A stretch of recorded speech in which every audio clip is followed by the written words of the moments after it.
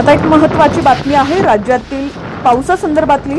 राज्यात मान्सूनचा जोर वाढत असून कोकण किनारपट्टी, घाटमाथा आणि काही जिल्ह्यांमध्ये अतिमुसळधार पावसानं हजेरी लावली आहे। विशेषतः रत्नागिरी, रायगड आणि सिंधुदुर्ग जिल्ह्यांमध्ये पुढील 4 दिवस पावसाचा जोर कायम राहणार असून ऑरेंज अलर्ट जाहीर करण्यात आलाय। भारतीय हवामान विभाग व महासागर माहिती सेवा केंद्रानं समुद्रात लहान होड्या न नेण्याचा इशारा दिलेला असून नदीकाठील गावांना सतर्क राहण्याचं आवाहन करण्यात आलंय।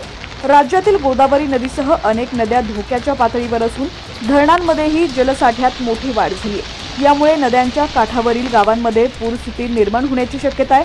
प्रशासनाला तत्पर राहण्याचे निर्देश देण्यात आलेले आहेत।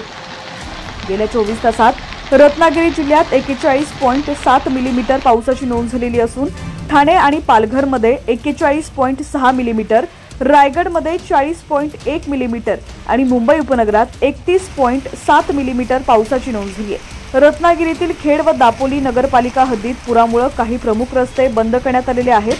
हवामान विभागानं पुणे घाट परिसरात जोरदार पावसाचा इशारा दिलेला असून शनिवारी मध्यरात्रीपर्यंत ऑरेंज अलर्ट लागू करण्यात आलाय। मुंबई उपनगरात हलका ते मध्यम स्वरूपाच्या सरी पडण्याची शक्यता आहे। काही भागांमध्ये तुरळक पावसाचा अनुभव येणार असून दैनंदिन व्यवहारांवर फारसा परिणाम होणार नाहीये।